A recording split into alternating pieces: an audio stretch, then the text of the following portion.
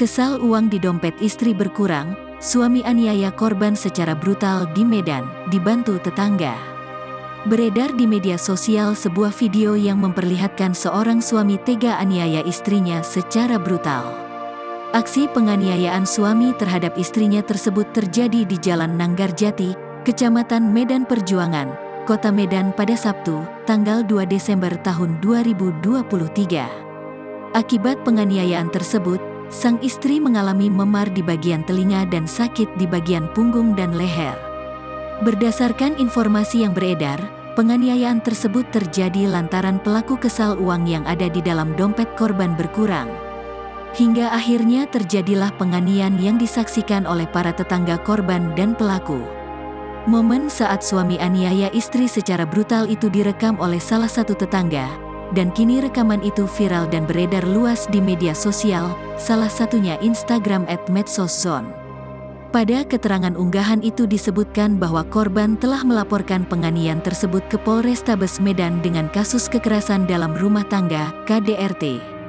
Luziana Borutari Horan melaporkan suaminya Beni Hutapea ke Polrestabes Medan kasus kekerasan dalam rumah tangga, KDRT, tulis keterangan pada video. Adapun kronologi penganiayaan tersebut bermula saat korban hendak pergi ke tebing tinggi untuk menghadiri acara. Sebelum berangkat ke tebing tinggi, sang suami sempat memeriksa dompet milik korban. Ia menghitung berapa jumlah uang yang ada di dompet istrinya itu. Namun, saat korban sudah kembali dari tebing tinggi, pelaku kemudian memeriksa kembali isi dompet istrinya itu.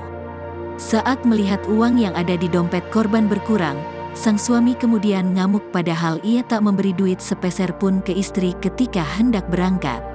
Hingga akhirnya terjadilah penganiayaan seperti yang terlihat di video yang beredar di media sosial.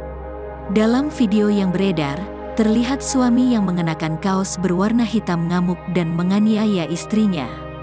Ia terlihat memiting leher dan kaki sang istri hingga akhirnya korban terjatuh dan tergeletak di atas tanah. Beruntung saat itu beberapa tetangga yang berada di lokasi menghentikan aksi penganiayaan itu. Video yang memperlihatkan aksi penganiayaan itu kini viral di media sosial. Unggahan itu sontak ramai dikomentari oleh warganet.